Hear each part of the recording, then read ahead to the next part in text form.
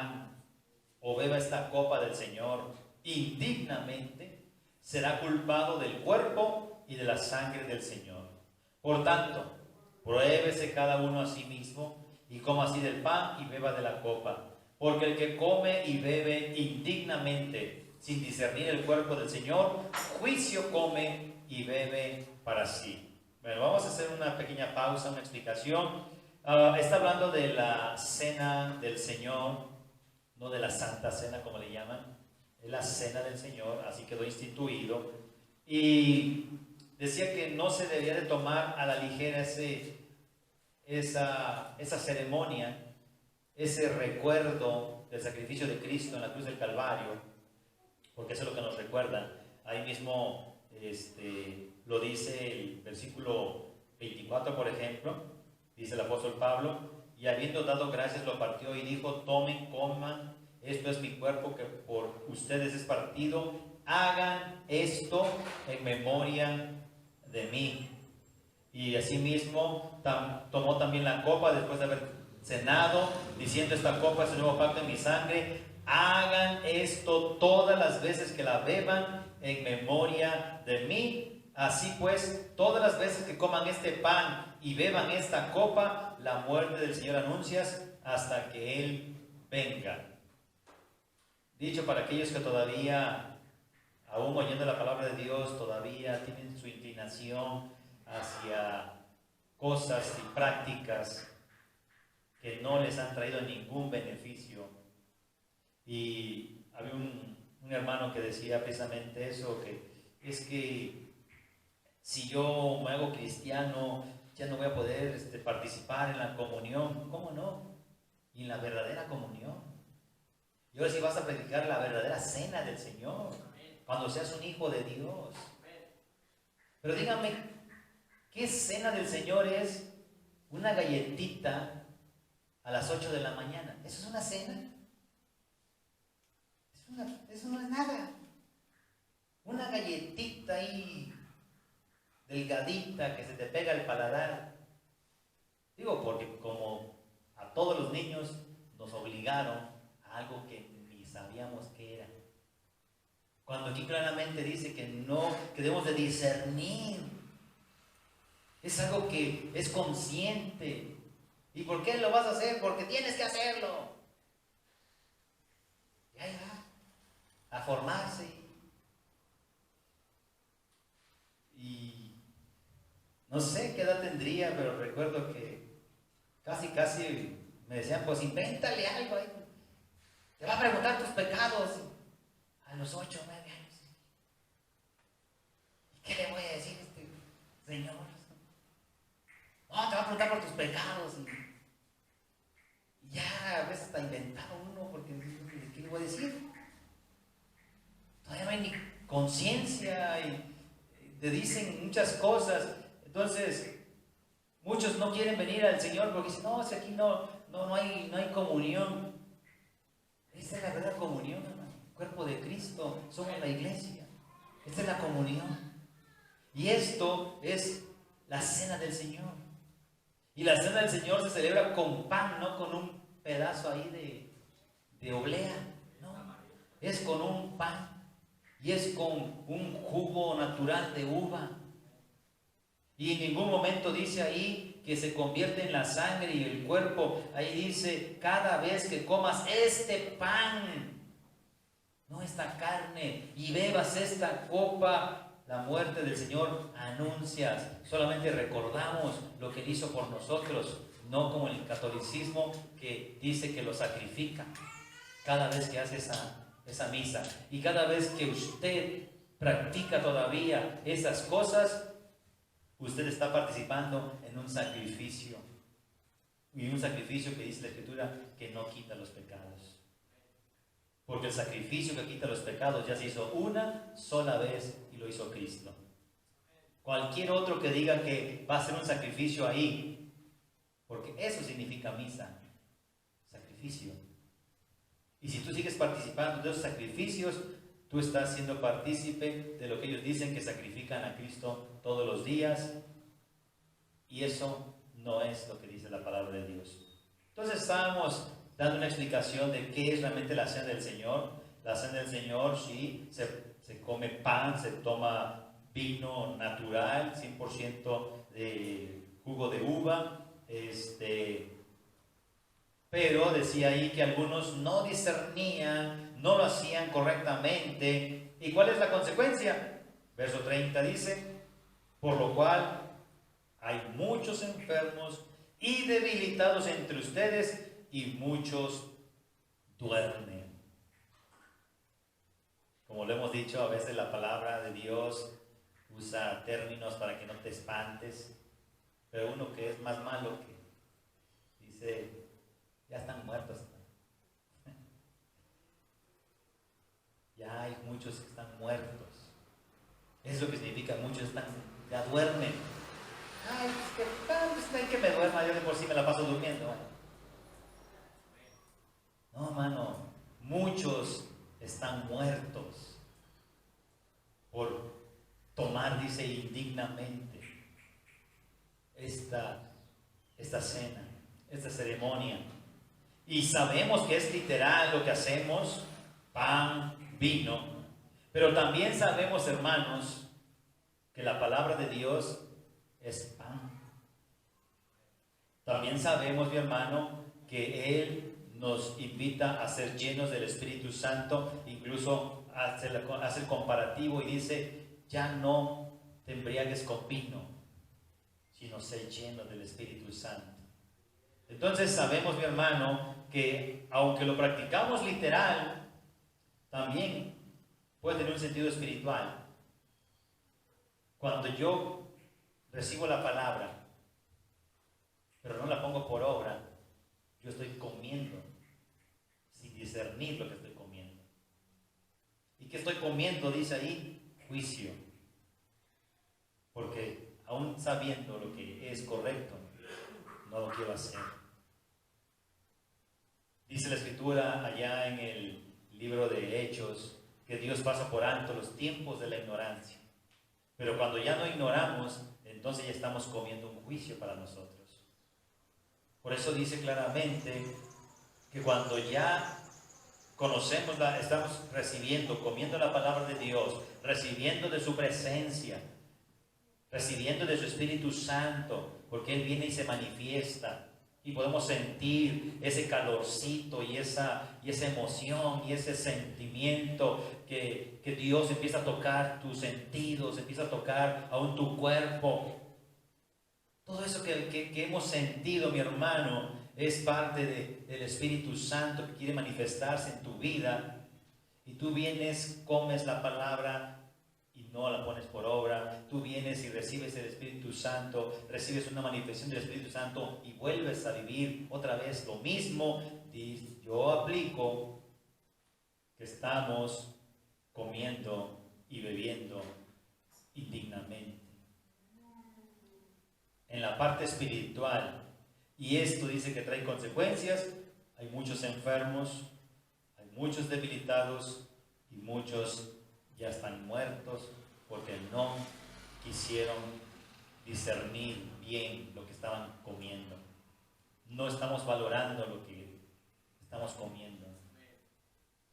Hay regiones del mundo, mi hermano, que no tienen Biblias. Y hay de los pocos videos buenos que hay en el internet, porque sí hay videos buenos, se ve cuando llega un cargamento, una caja de Biblias y la gente se va como si fuera comida. Y no digo que se pelean porque se ve cierta armonía ahí, pero todos quisieran tener una Biblia. Nosotros tenemos Biblias y no las leemos. Cada 8 días. Al siguiente día de culto la abro. Y no, ya para qué la abrimos y ahí la ponen en la pantalla. Y no aprendo a manejar la palabra de Dios. No aprendo a alimentarme por mí mismo. Oh, es que es bien difícil entender la palabra. ¿Quién nació sabiendo, hermano? Oh, es que el hermano sabe la palabra. Sí, nací sabiendo. Ya cuando nací ya sabía Génesis, Apocalipsis. No sabía nada tampoco, hermano. Hay que leerle, hay que escudriñar, hay que seguir lo que dice la palabra de Dios. Escudriña las Escrituras. No, pero es que sí hay cosas que no se entienden. Hay que seguir lo que dice la palabra de Dios. La palabra de Dios dice que si alguno tiene falta de sabiduría, pídale a Dios. Eso es lo que tenemos que hacer. No, es que no le entiendo, mejor no la leo. No, es que no le entiendo, mejor no, a mí no se me pega nada. ¿Y cómo el pecado se le pega? Ese no, una vez que lo mire y luego se le pega. No, sí se nos pega. Pero se nos pega lo que nos gusta. No nos gusta, es la palabra de Dios, y por eso no se nos pega. Por eso hay muchos enfermos, físicas y espiritualmente. Hay muchos debilitados, física y espiritualmente.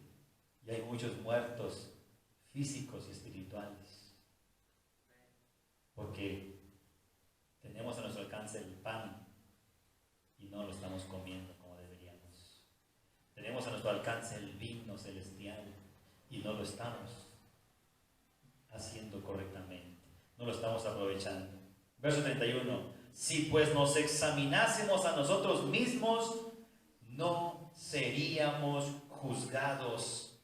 Mas siendo juzgados, somos castigados por el Señor para que no seamos condenados con el mundo. Si nos examináramos a nosotros mismos, otro error clásico aún de los cristianos bautizados. Revisar la vida de todo el mundo menos la mía. Ver los errores de otros y nunca vemos los nuestros.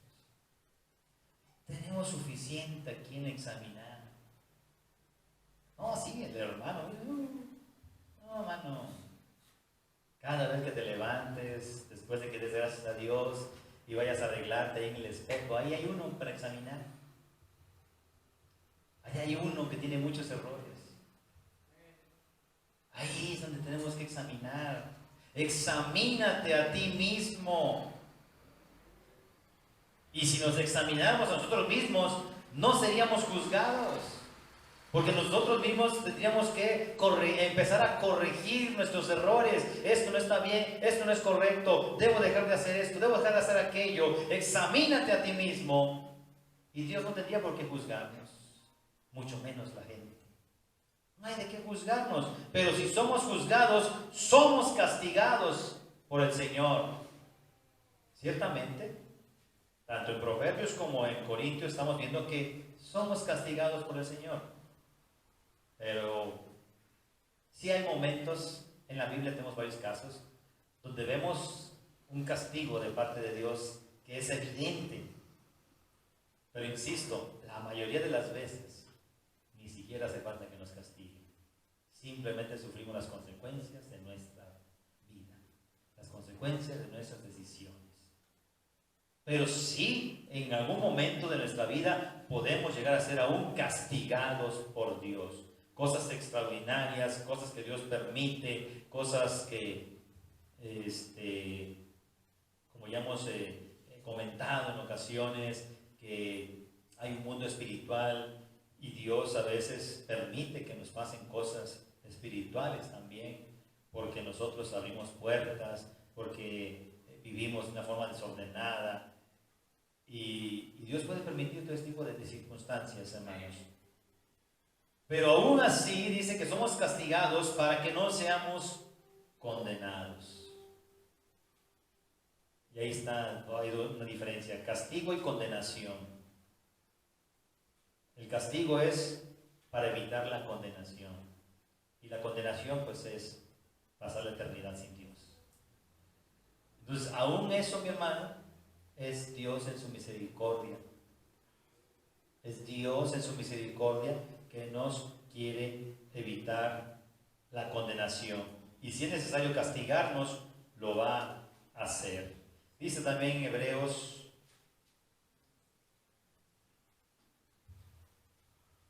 Hebreos capítulo 12.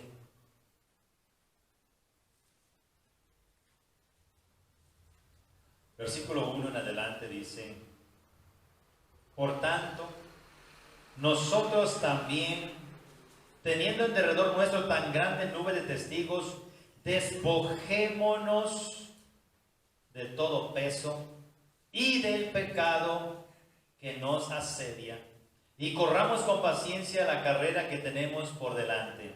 Desde hubo dos acciones de gracia, dos comentarios, y si pusiéramos atención, incluso podríamos hasta 3 acciones de gracia que hablaban en cierta manera de circunstancias que en ocasiones, algunos, las luchas, de las pruebas, e incluso de algunos que tristemente hasta han dejado el camino del Señor, y que nos hablaban precisamente de que no es difícil, que nosotros lo hacemos difícil,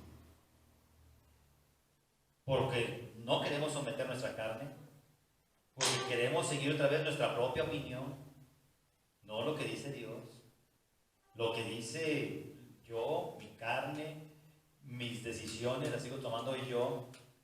Y en esa condición precisamente de que nosotros hacemos difícil esta circunstancia, aquí está una de las razones. Tenemos que despojarnos del peso y del pecado. Y muchos, cuando venimos a Cristo, dice el Señor: yo puedo quitarte ese peso que traes, yo puedo quitarte esa carga que traes, yo puedo quitarte esos problemas que traes. Tienes que despojarte de ese peso, pero también del pecado. Y muchos sentimos ese alivio cuando venimos a Cristo. ¡Ay, como que descanse! Gloria a Dios. Pero si sigues practicando el pecado, te vas a llenar. Va a volver a venir peso sobre tu vida. Va a seguir habiendo consecuencias sobre tu vida. Va a seguir habiendo maldiciones sobre tu vida. Va a seguir habiendo problemas en tu familia, problemas en tu matrimonio, problemas en tu economía, porque no nos hemos despojado del pecado. Dios nos quitó esa carga que traíamos, que ya no veíamos, dice, en la puerta. No, es que ya no sabía ni qué hacer. Y vine, Dios me tocó, Dios, qué bueno, todo eso lo sabemos, porque todo lo hemos vivido. Pero si no nos despojamos del pecado, vamos a volver a llenarnos de problemas. Vamos a seguir con problemas en el matrimonio. Vamos a seguir con problemas económicos. Vamos a seguir con problemas de salud. Vamos a seguir con, dicen que la mala suerte, que la salvación y todo este tipo de cosas que son consecuencias de nuestra vida, hermano. No hay con esos nombres. En la palabra se llama bendición o se llama maldición. Si tú obedeces a Dios, tienes bendición. Si estás en desobediencia, hay maldición. Ya ponle el nombre que tú quieras. Es la misma situación. No estamos en obediencia a Dios y hay una maldición sobre nuestras vidas. Entonces tienes que despojarte del peso y del pecado, y así es como podemos terminar esta carrera. Por eso decíamos, se nos hace difícil. ¡Ay, qué pesado! Porque no nos hemos despojado. No nos hemos despojado. Queremos correr imagínense, correr hablando de la carrera que estaba hablando mi hermano, era de las carreras de allá de los griegos, de las carreras antiguas, los maratones de 42 kilómetros. Si ya de por sí correr 42 kilómetros no cualquiera lo logra, imagínense correr 42 kilómetros con una persona arriba de ti. No vas a correr, nunca vas a llegar. Y dice, ¿quieres terminar tu carrera? Ya deja ese pecado. Si no, no vas a poder terminar nunca. O terminas con el pecado, o el pecado va a terminar contigo. Por eso muchos han dejado la carrera. Ya no pudieron continuar la carrera, porque no dejaron ese pecado que los estaba asediando. Porque el pecado nunca va a dejar de asediarnos, hermano. El pecado siempre va a estar ahí a la puerta, tocándonos. Pero también Dios está a la puerta todos los días tocándonos también. De nosotros depende a quién le vamos a abrir. A Dios o al pecado. De nosotros depende, hermanos. No depende de otra cosa. Por eso dice, ahí está el pecado. Pero tú tienes la decisión. Y así vamos a poder terminar la carrera. Puesto los ojos en Jesús, el autor y consumador de la fe, el cual por el gozo puesto delante de él sufrió la cruz, menospreció el oprobio y se sentó a la diestra de Dios. A lo mejor usted no lo ha escuchado, los que son nuevos, que siempre decimos, no te fijes en nosotros porque sí vamos a fallar. No te fijes en el que te invitó porque sí va a fallar. No te fijes en alguien bautizado, en alguien que es un ejemplo para ti, porque se va a fallar. Por eso insistimos, no seas sabio en tu propia opinión. Vamos a ver cuál es la opinión de Dios. Y Dios dice, pon los ojos en Jesús. Qué fácil, es que así usted se quita la responsabilidad. No, es que lo que dice la palabra de Dios, pon los ojos en Jesús, porque Él sabe que cualquier ser humano te va a fallar. Los pastores fallamos, los ministros fallan, tu esposo o tu esposa puede fallar. Pon tus ojos en Jesús. Pon tus ojos en Jesús. No seas sabio en tu propia opinión. Eso es lo que dice Dios. Pon tus ojos en Jesús, el cual por el gozo puesto delante sufrió la cruz. Él también sufrió, se esforzó, porque él sabía que venía una bendición. Fue lo que leímos en Proverbios. Esfuérzate y viene la bendición. Haz algo y Dios te va a recompensar. Él vio una recompensa y dijo, estoy dispuesto a pagar. Estoy dispuesto a pagar ese precio porque hay un gozo adelante. Si tú estás dispuesto a pagar el precio, va a haber un gozo adelante. El problema es que no estamos dispuestos a pagar el precio. Queremos la bendición, queremos el gozo y no queremos dejar el pecado. Y por eso no llega la bendición. Por eso nos quedamos a medias. Como que algo vivimos de Dios, algo nos dio Dios, pero no alcanzo lo que sigue. Porque no estoy dando el siguiente paso. Ya te quité el peso, ahora tú deja el pecado. Porque esta decisión ya corresponde a nosotros, el dejarlo, el aborrecerlo. Considera aquel que sufrió tal contradicción de pecadores contra sí mismos para que tu ánimo no se canse hasta desmayar. ¿Por qué nos cansamos de servir a Dios? Porque no hemos considerado el sufrimiento de nuestro Señor. Él sí sufrió, hermanos. Él sí pagó un precio muy alto por nosotros. Y nosotros, insistimos, nos encanta apapachar la cara. Ay, es que no puedo. Ay, es que no.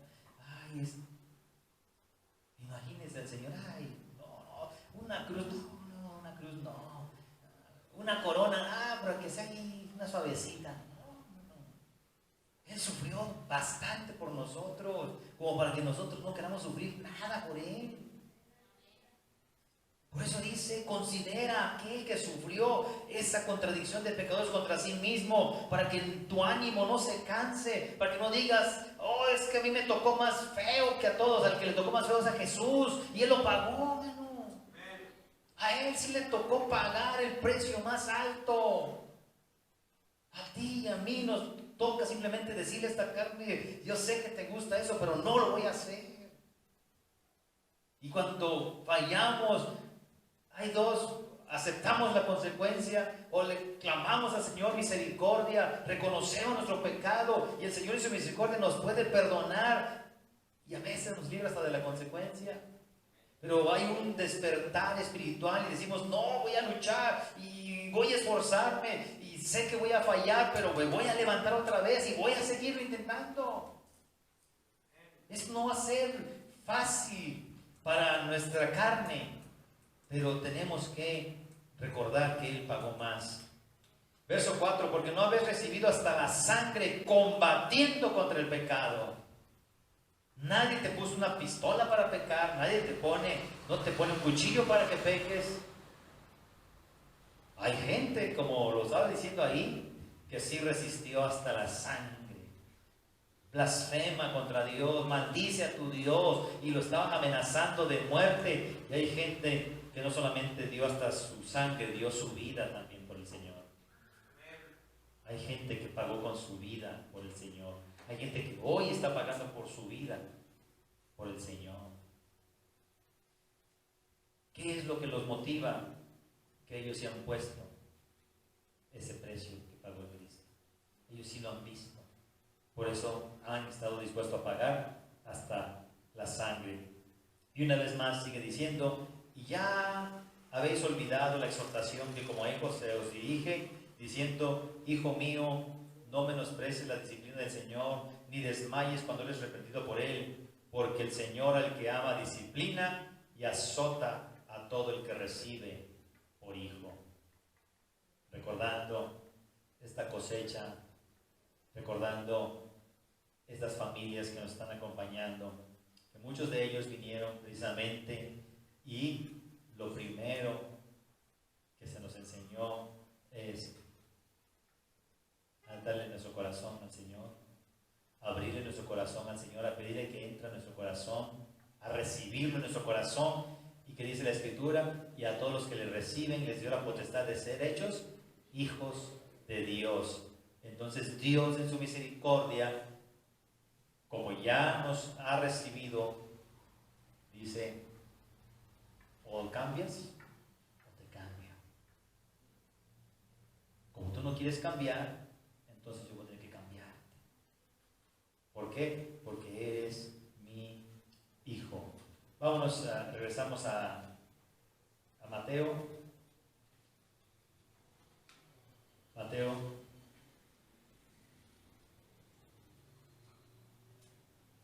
Capítulo 11.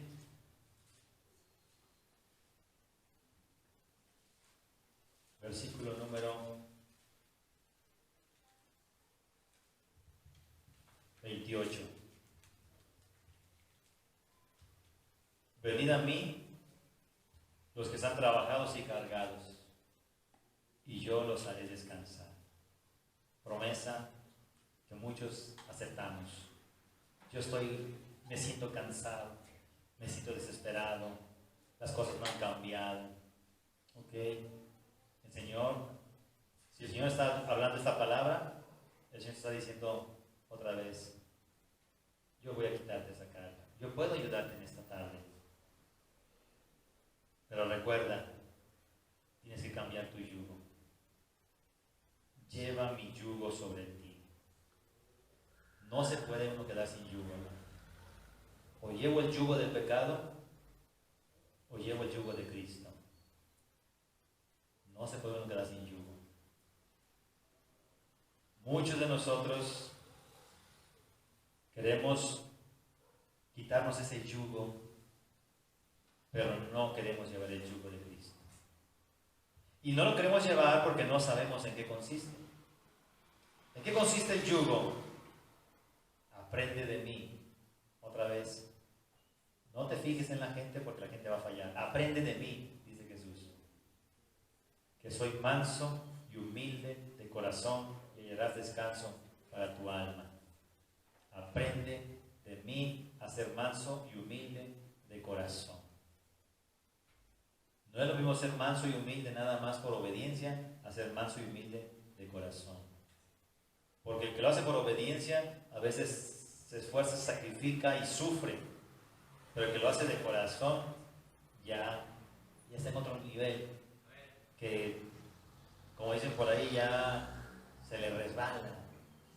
Todo, ya no lo toma tan a pecho todo, ya no es tan personal todo. Ya sabe que la lucha no es con carne ni sangre, sino contra espíritu, contra potestades. Y ahí estamos luchando todos, hermano, en eso.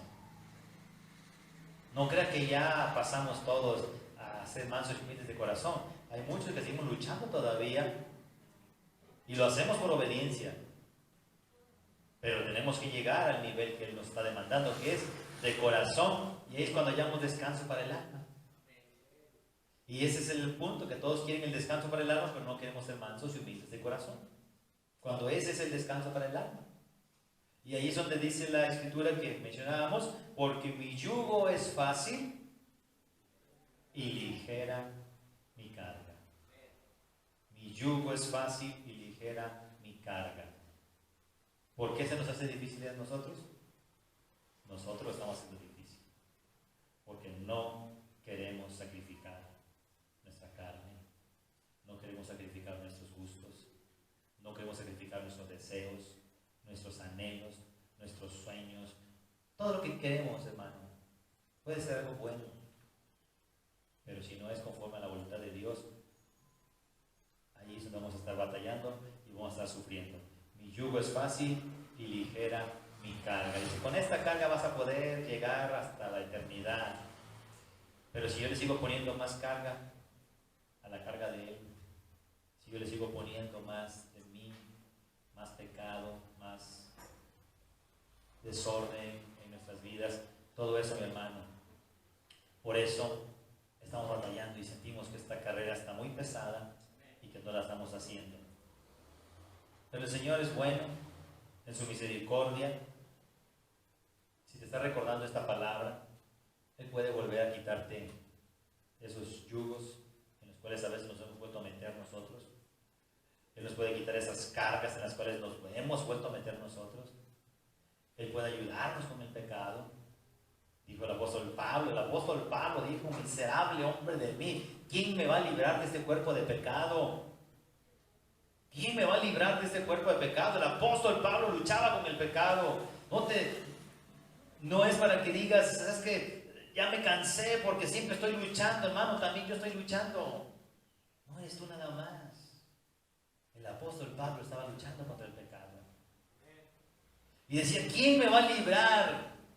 Digo, gracias a Dios por Jesucristo. Jesucristo nos puede librar, hermano. Es Él el que nos puede librar. Él es el que nos va a dar la fortaleza, el que nos va a ayudar. Él es el que va a quitarnos esa carga y nos va a poner la suya. Pero la suya es fácil y es ligera. Y es obedecer la palabra de Dios. Deja tus opiniones. Obedece la palabra de Dios.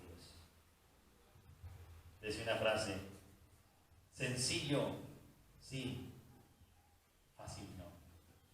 A veces confundimos sencillo con fácil. Es sencillo porque es eso nada más que tenemos que hacer. Pero ¿por qué no lo podemos hacer? Porque se nos hace difícil a nosotros. Eso es lo que tenemos que hacer nada más. Dejar nuestras opiniones y empezar a tomar en cuenta más a Dios.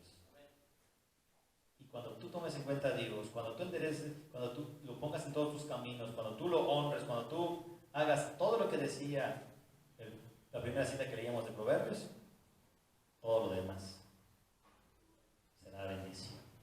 Y Él te lo confirmó ahí mismo. Mateo capítulo 6, ya para terminar. Aleluya. Mateo capítulo 6, versículo 33, una sola cita para que lo medites antes de orar. Busca primeramente el reino de Dios y su justicia, y todo lo demás va a ser añadido. Busca primero a Dios. Busca hacer la voluntad de Dios, la justicia, hacer lo correcto, hacer lo que Dios pide.